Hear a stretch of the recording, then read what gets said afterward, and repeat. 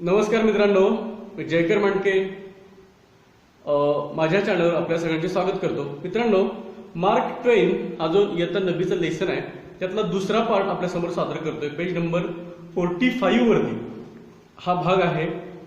One day during his tenure as the editor of a small Missouri newspaper. तर एक दिवस, tenure या शब्दाचा कालावधी. मार्क ट्वेन हे मिसुरी एका छोट्या मिसुरी न्यूजपेपरचे एडिटर होते.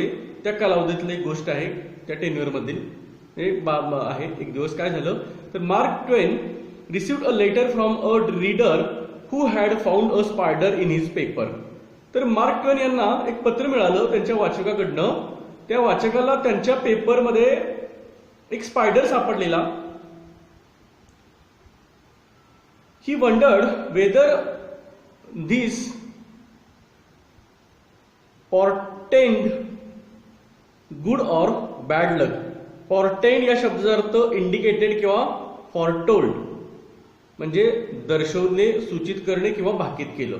आता त्याला जरा थोडंसं आश्चर्य वाटलं, मनामध्ये विस्मय होता, अचंबा होता, किंवा तो विचारात पडला की कदाचित हे चांगलं सूचक आहे की वाईट सूचक दर्शक, म्हणजे चांगलं लक्षण आहे की वाईट लक्षण आहे. त्याचं पेपरमध्ये स्पायडर सापडणं हे चांगलं सूचित करतो, चांगलं भाकीत करणार आहे, म्हणजे कदाचित शुभ अशुभ शकून अशुभ या बाबतीत त्यांनी ते विचारलेलं असावं.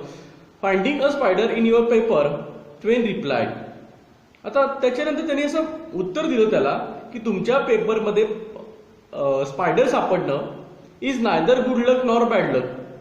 हे नाही सुदैव आहे नाही दुर्दैव आहे. The spider was merely looking over our paper to see which merchant was not advertising. तर तो मिअरली या शब्दाचा अर्थ फक्त केवळ. तर तो स्पायडर एक नाही, तर तो आमच्या पेपरमध्ये, आपल्या पेपरमध्ये फक्त तो काय पाहत होता, केवळ तो काय पाहत होता तर कुठला व्यापारी ऍडव्हर्टाइजमेंट करतोय की नाही करतोय ते. म्हणजे कुठला व्यापारी ऍडव्हर्टाइजमेंट देत नाही, जाहिराती देत नाही, म्हणजे काय होईल बघा. तर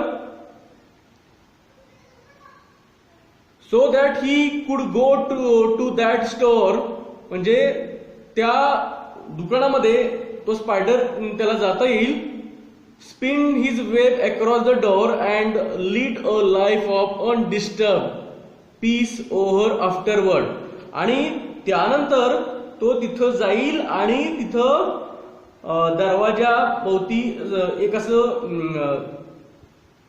आज जाऊन तो असं जाळं विणेल. स्पिन म्हणजे विणणे, त्याचं जे काही स्पायडर जे काही जाळं असतं तिथं तो विणेल.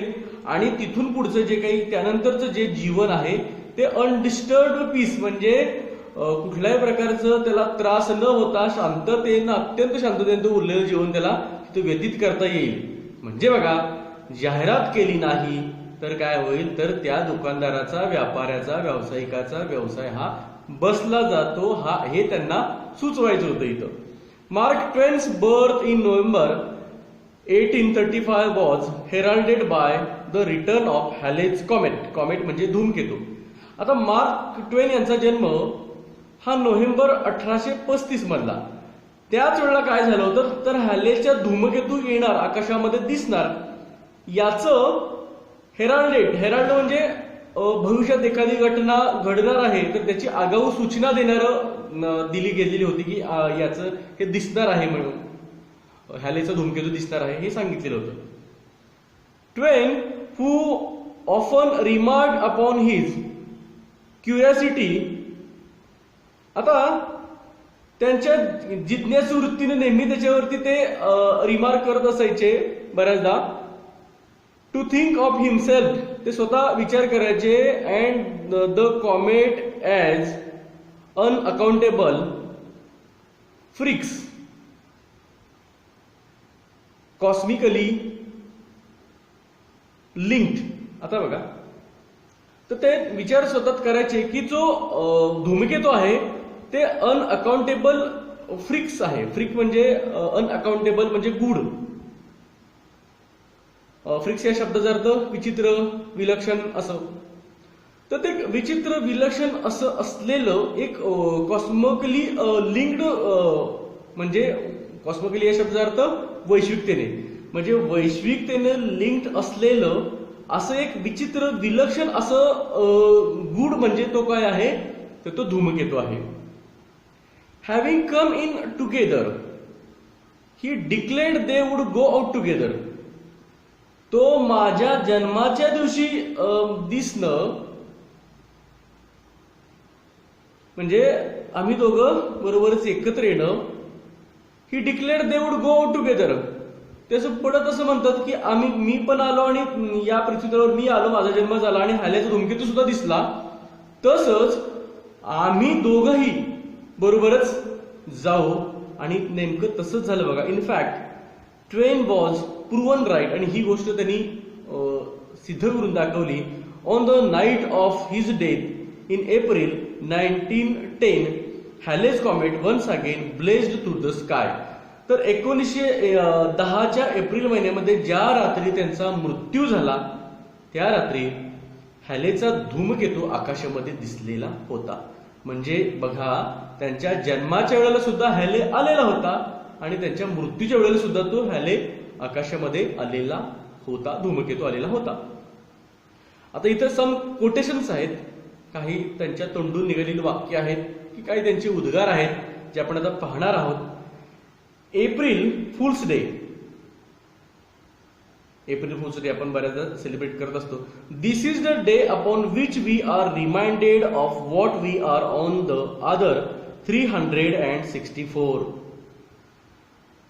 तर हा तो दिवस आहे की जो आपल्याला काय करतो, तर तो आपल्याला आठवण करून देत असतो. कुठल्याची? तर जे उरलेले जे 364 दिवस आहेत त्या 364 दिवसांची.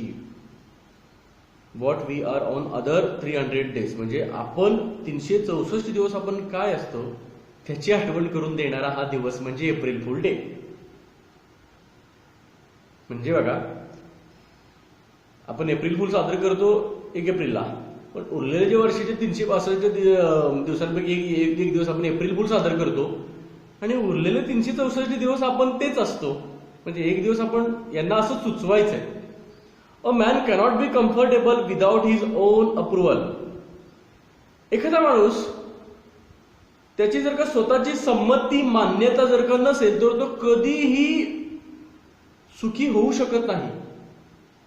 म्हणजे माझ्या सुखाला मीच मान्य केलं पाहिजे, याच्यात माझं सुख आहे हे मी ठरवलं पाहिजे. समोरच्यानी म्हणून मी सुखी होत नाही, किंवा मी एखाद्याला म्हणलो की नाही तू सुखी आहेस, तसं होत नाही. A person with a new idea is a crank until the idea succeeds. Crank म्हणजे विक्षिप्त माणूस. म्हणजे एखादा व्यक्ती त्याच्याकडे नवीन कल्पना असतात, तो व्यक्ती इतर माणसांच्यासाठी तो विक्षिप्त माणूस असतो, विचित्र माणूस असतो. कुठपर्यंत? कधीपर्यंत? तर जोपर्यंत त्याच्या मनातली आयडिया, कल्पना ही यशस्वी होत नाही तोपर्यंत तो क्रॅन्क माणूस असतो. म्हणजे कुठल्याही शोधाच्या बाबतीत जर तुम्ही घेतलं तर अशा प्रकारचा विचार करणं, म्हणजे नवीन एखादी कल्पना मांडणं, म्हणजे लोक त्याला मूर्खात काढतात, वेड्यात काढतात त्याला. नाही त्याला काही विचित्र अशा प्रकारे म्हणतात. पण तीच जर का त्याची योजना यशस्वी झाली तर मात्र त्याची वाहवा होते. Age is an issue of mind over matter. If you don't mind it doesn't matter. बघा, वय आहे की नाही, हा सगळा मनाचा घालमेल आहे आपल्या मनाची. वय हे मनावरती असतं. जर तुम्ही ते मनावर घेतलंच नाही, मानलंच नाही तरी डझंट मॅटर, तर वयाचा विषयच येत नाही, काही शिल्लक राहतच नाही. वय हे मानण्यावरती असतं बरंच. म्हणजे अगदी वय वर्ष 25 झालेला मुलगा सुद्धा, तरुण सुद्धा, नाही मी आता, त्याचं मन जर म्हातारं झालेलं असेल, जोश वगैरे नसेल, तर तो म्हातारा झालेला आहे. शेवटी तरुणपण किंवा वार्धक्य, वय, या सगळ्या गोष्टी मांडण्यावरती आहेत आपल्या मनाच्या.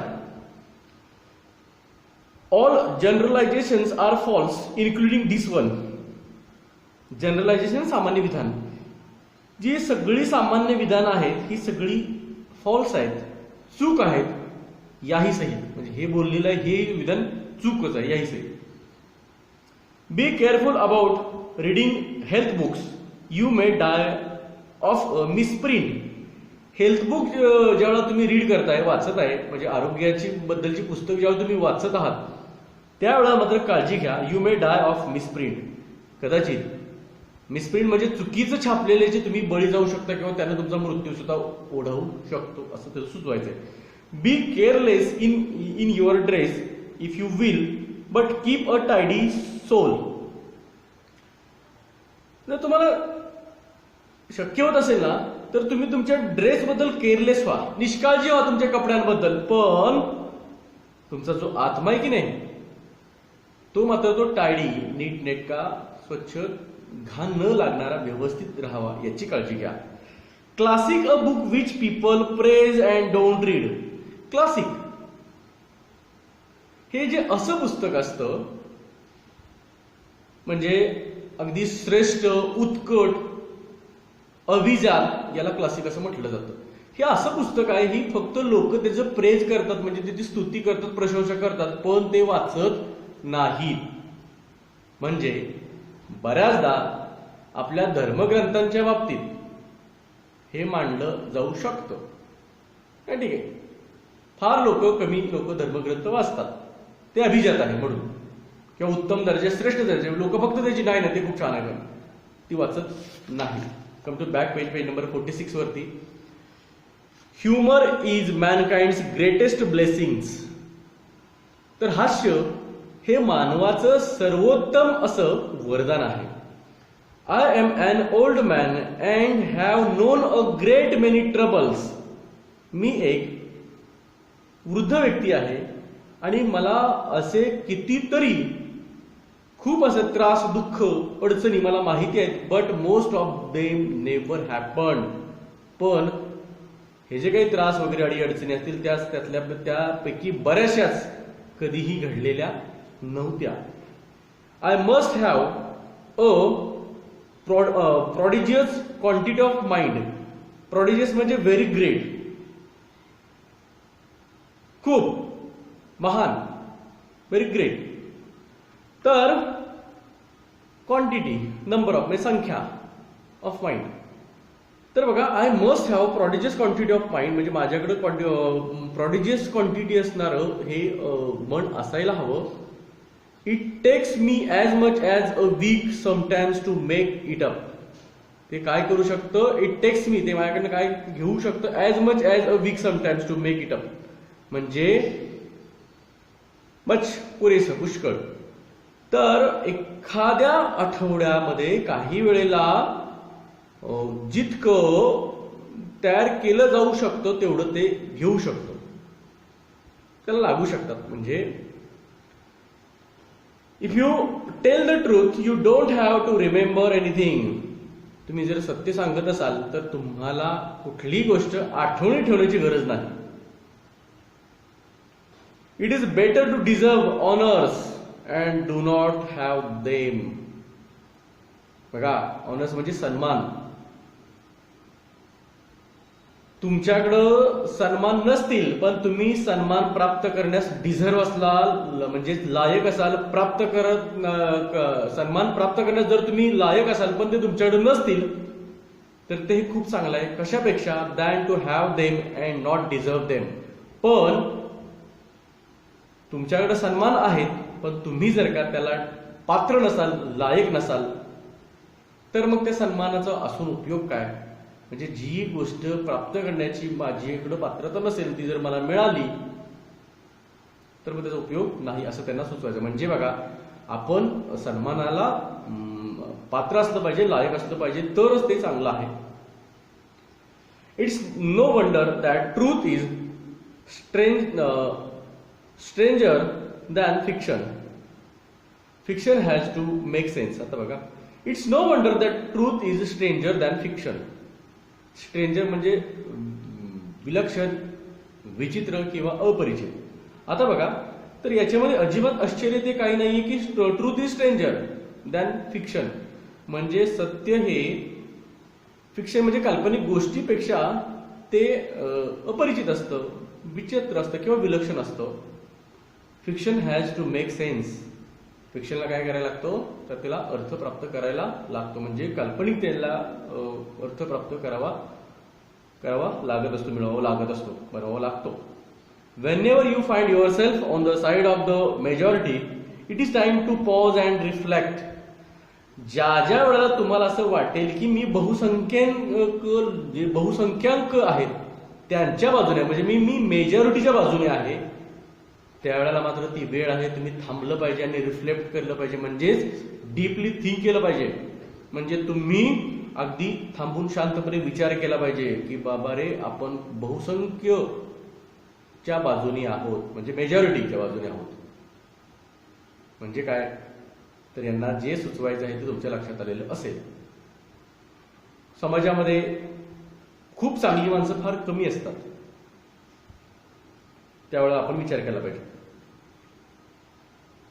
Y is it that we rejoice at a birth and grieve at a funeral? हे असं का होतं की आपण जन्म झाल्यानंतर आनंद व्यक्त करत असतो आणि फ्युनरल म्हणजे दहन किंवा मृत्यू झाल्यानंतर आपण ग्रीव म्हणजे शोक व्यक्त करत असतो. It is because we are not the person involved. हे कशामुळे होतं तर आपण त्या ह्याच्यामध्ये इन्व्हॉल्व असलेली व्यक्ती नसतो. म्हणजे जन्म झालेला आहे आणि जो मृत्यू झालेला आहे त्यामध्ये आपण इन्व्हॉल्व नसते, म्हणून आपण त्याचा आनंद आणि दुःख आपण करत असतो. म्हणजे जन्मल्याचा आनंद त्या बाळाला काही कळतच नसतं, आनंद दुःख आपल्याला जाणं झालेला असतो. आणि मृत्यू जो मेलेला आहे त्याला काही कळतच नसतो, आपण मेलोय ते, त्यामुळं आपल्याला दुःख झालं असतं.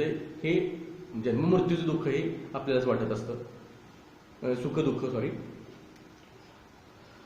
Thousands of genius live and die undiscovered either by themselves or by others. बघा, तर हजारो जे जीनियस आहेत म्हणजे जे अलौकिक बुद्धिमत्ता असलेली जी व्यक्तिमत्व आहेत ती जगतात आणि मरून सुद्धा जातात. कसं तर अनडिस्कवर्ड म्हणजे जगासमोर न येता. आयदर बाय देमसेल्व्स और बाय अदर्स. का तर ते स्वतःला जगापुढे आणत नाहीत किंवा इतर त्याला जगापुढे येऊ देत नाहीत. म्हणून thunder is good, thunder is impressive. जी मेघगर्जना आहे ती चांगली आहे, मेघगर्जना आहे ती परिणामकारक आहे. But it is lightning that does the work. पण वीज आहे जी काम करते. मेघगर्जना फक्त होतच असते पण वीजच खरी अर्थानं काम करत असते, असं यांना इथं सांगायचं आहे. When I was younger I could remember anything whether it happened or not. मी जेव्हा लहान होतो तेव्हा प्रत्येक गोष्ट ही मला आठवू शकत होतो, मला आठवत होती. मग ते whether is happened or not म्हणजे ते घडलं असेल किंवा नाही घडलं असेल तरी सुद्धा. When your friends begin to flatter you on how young you look. Flatter म्हणजे स्तुती करणे किंवा खुशामत करणे. ज्या वेळेला तुमचे मित्र तुमची खुशामत करतात, स्तुती करतात की तू किती तरुण दिसतोयस याबद्दल, it's a sure sign you are getting old. तर हे खात्रीशीर असं चिन्ह आहे, खात्रीदायकपणे हे चिन्ह आहे की तुम्ही म्हातारे झालात, याचं एक खात्रीदायक चिन्ह आहे की निश्चितच तुम्ही म्हातारे झालेले आहात. म्हणजे खुशामत करणाऱ्या लोकांपासून खरं तर आपण सावध राहिलं पाहिजे. तर मित्रांनो, याचे 2 पार्ट आहेत. माझ्यापर्यंत जेवढं शक्य होईल तेवढं मी याचा अर्थ लावण्याचा प्रयत्न केलेला आहे. माझा हा प्रयत्न तुम्हाला निश्चित आवडला असेल. कृपया माझ्या व्हिडिओला लाईक करा, माझा व्हिडिओ शेअर करा आणि याचे 2ही पार्ट नक्की बघा. माझा व्हिडिओ पाहिल्याबद्दल आपल्या सगळ्यांचे मनापासून धन्यवाद मित्रांनो.